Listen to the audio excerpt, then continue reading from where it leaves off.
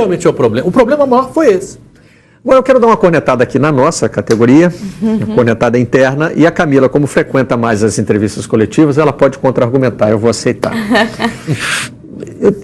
Eu até entendo que a gente pode ser educado numa entrevista coletiva, pode ser cortês, pode ser gentil, só que está me passando a sensação, e assim, como eu trabalho em programas ao vivo, volta e meia a gente entra com uma entrevista coletiva, e às vezes eu fico meio incomodado com isso. Muito parabéns. Tem jornalista que está dando as boas-vindas ao clube, isso me deixa realmente confuso. Né? Qual o papel da gente? Trabalha pro clube? O técnico está se apresentando e você diz assim, bem-vindo, mas bem-vindo como? Você é o meu anfitrião, você é o dono da casa, né? São coisas que me confundem, mas é como eu estou dizendo, estou só cornetando e aceito o argumento em contrário. Ontem isso meio que chamou a atenção. Eu vou mostrar e vou te dar direito de defesa. Olha o que acontecia, porque ontem acabou virando uma contradição, né? As perguntas começavam assim, ó. Parabéns pelo aniversário. Era o presente que você queria. E que análise você faz desse resultado? Zé, boa noite. Antes de mais nada, parabéns pelo seu aniversário. É claro que não foi do jeito que você gostaria, de comemorar uma vitória. Zé, feliz aniversário. Qual foi o seu objetivo na saída do pesado para a entrada do André Gil? E você ainda pensa em voltar ao esquema também com 3 zagueiros de origem? Camila Carelli deu parabéns, não? Você estava nessa coletiva? Ainda estava, ainda bem que não apareceu minha voz, mas eu não dei. Eu fiquei constrangida, eu confesso que eu fiquei constrangida, porque eu ia perguntar, minha pergunta foi em cima do que deu errado, né? O que ficou de lição. Mas não ficou esse Aí eu ia contraste? falar, olha, Zé, parabéns pelo seu aniversário hoje, mas deu tudo errado hoje, né? Não é eu estranho, preferi não? deixar para depois. Não tem nada a ver, querido. O Vasco não vai jogar bem porque é aniversário do Zé Ricardo e o adversário não vai jogar menos bem porque é aniversário do Zé Ricardo. Não, mas o meu questionamento é assim, a gente precisa dar os sobre parabéns pro Zé Ricardo? Eu acho que não. Eu não estou cobrando que a gente seja mal educado. Pessoalmente sim, mas não acho que naquela... Faz parte do ambiente da coletiva? Nosso e dele. É isso que eu acho. Não acho que seja... Nós passando rigoroso Não, eu tô até demais. defendendo assim um pouco a classe, acho que tentou, foi uma tentativa de gentileza, se era aniversário eu dele. acho muito positivo. Eu acho, digamos de maneira geral, se a gente for errar, vamos errar para mais gentileza do que para menos. Não, aí tá certo. Aí eu tô acho contigo. que foi essa tentativa, mas de fato eu achei estranho, eu preferi o depois e parabenizar, porque pra mim eu achei que ia ser muito morde-a-sopra, né? Não, dá para parabenizar fora do ar, né?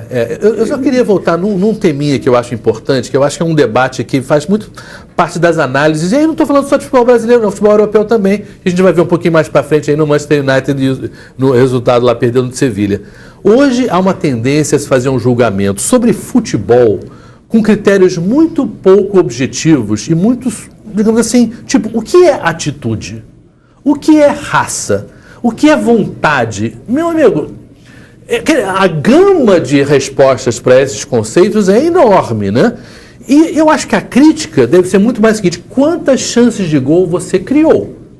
Quantas chances de gol você normalmente cria?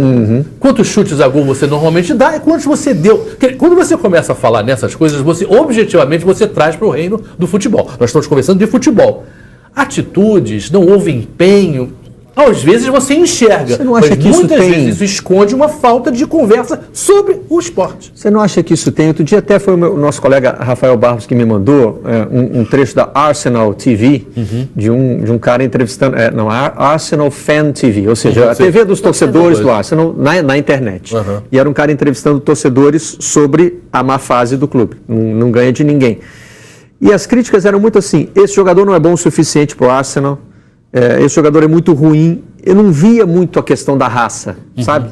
Do comprometimento. Eles falavam de qualidade. Você não acha que isso tem a ver com a forma de torcer do torcedor brasileiro? No Brasil, torcer pelo clube é visto como uma missão e é visto como parte de ganhar ou não ganhar o jogo. Em outros países, talvez, estou pensando talvez mais na Europa, pode ser que na América do Sul a comparação não seja tão justa. Você vai ver o seu time, o Tim Vicker usou uma expressão interessante aqui outro dia, você vai ver o seu time te representar em campo, você quer que ele te represente bem. No Brasil, como acho que a gente tem essa coisa de que eu ajudo o meu time a vencer, eu sou parte importante não só do espetáculo, mas também do resultado dentro de campo, o torcedor empurra o time. O torcedor no Brasil me parece que se sente mais representado pelo comportamento do que pelo desempenho do jogador. E por isso, digamos assim, eu me lembro do Tevez quando jogava no Corinthians, essa coisa do argentino que traz a raça para um time vem um pouco a encontro do que você está dizendo. Mas eu acho assim que a análise de um jogo, quando você entende de esporte e quer realmente entender do esporte, ele diz assim, o teu time teve de 0 a 10, teve uma nota 8. O meu time teve uma nota 7.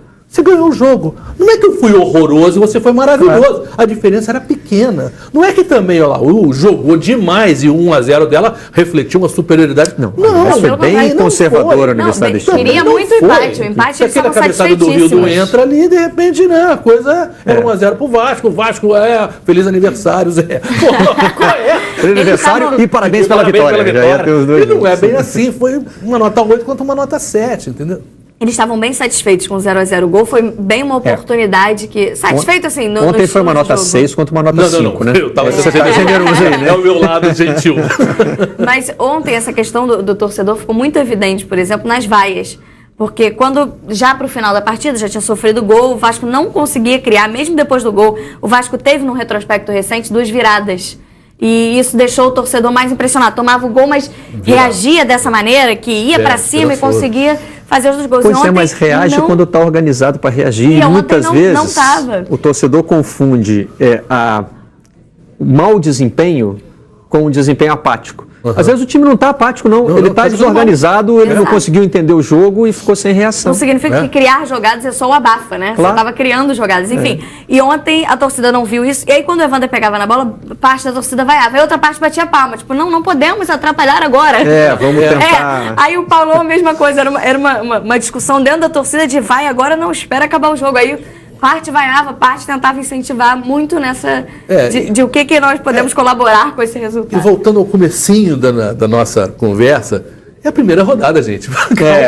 Calma. É chato perder em casa, não tem dúvida. Mas também não tá eliminado, não é um fiasco, né? Ainda não, mas não tem dúvida, que é muito chato perdendo em casa. Lembrou muito 2012, né? O Vasco foi às quartas de final, mas estreou perdendo em São Januário pro Nacional. Acho que veio um pacotão junto aí que é o seguinte, estreia, foi em casa e é contra o time que teoricamente é o mais fraco da chave. Sim.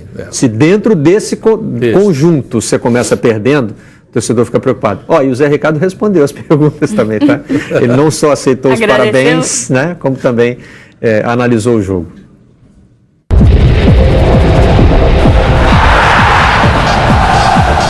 A projeção que fazemos é jogo a jogo, né? Então a gente vai agora tentar fazer um jogo forte, né, em Belo Horizonte. Sabemos que o Cruzeiro também, com a derrota que teve na estreia, vai vir para um jogo muito agressiva. A equipe deles é uma equipe agressiva, está muito bem na temporada, mas eu acho que o Vasco tem que ir para lá com o pensamento de vencer a partida. É uma competição que você precisa realmente estar 100% concentrado. Em algum momento que você acabe desconcentrado ou tendo um vacilo, o adversário acaba aproveitando. Tem esse elemento ainda, hein? O próximo jogo entre os 2 brasileiros que perderam na estreia. Uma segunda derrota aí vai... O Cruzeiro com investimento lá em cima, para o Cruzeiro esse jogo é fundamental. O Zé lembrou o final do ano passado, o Vasco venceu o Cruzeiro na reta final do Brasileirão do ano passado, que foi um combustível até para essa vaga na Libertadores. Mas era outro momento, né? O Cruzeiro já não tinha muito o que buscar no Campeonato Brasileiro, já tinha sido campeão da Copa do Brasil.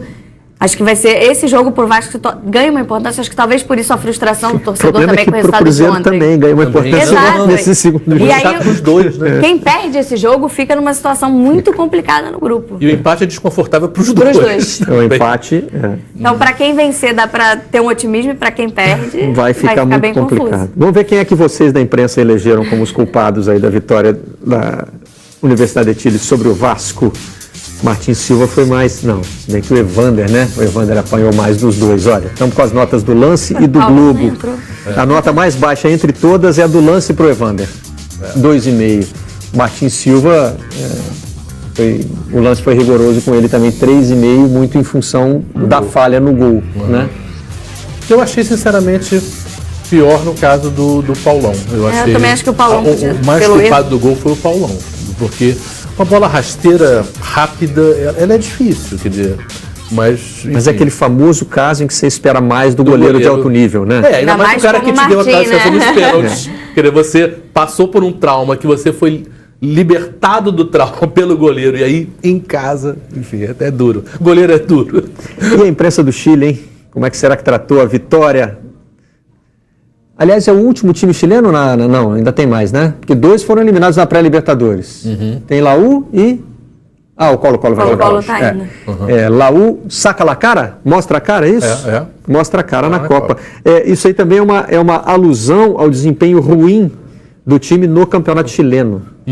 Tá mal no chileno, mas aí, segundo o El Mercúrio, na Libertadores, na grande competição, mostrou a cara. Poderiam ter puxado essa comparação aí. Como é que ficou a classificação, né? Só pra gente... É simples essa altura do campeonato, mas eu acho que mostrar, assim, dá uma dimensão do peso que ganhou esse jogo Vasco e Cruzeiro, olha. Os dois estão ali com 0 ponto. E Racing e Universidade de Chile fizeram os 3 primeiros pontos nas suas partidas. O Vasco tem 2 jogos também fora de casa, né? A sequência do Vasco é o Cruzeiro no Mineirão e o Racing na Argentina. E depois, né, reflete, enfrenta o Racing em São Januário, o Cruzeiro e termina com a Laú fora. Então, esses 2 jogos fora de casa podem ou deixar o Vasco com muitas chances ou praticamente deixar o Vasco fora da próxima fase. Vão ser definitivos. Dentro daquele raciocínio de que você tem que fazer seus pontos em casa e tentar beliscar algum fora, o Vasco agora está devendo. Ele tem que buscar algum desses pontos aí. Não, é muito difícil mesmo a situação. Fora de casa. Vamos para São Paulo agora falar com o Carlos C.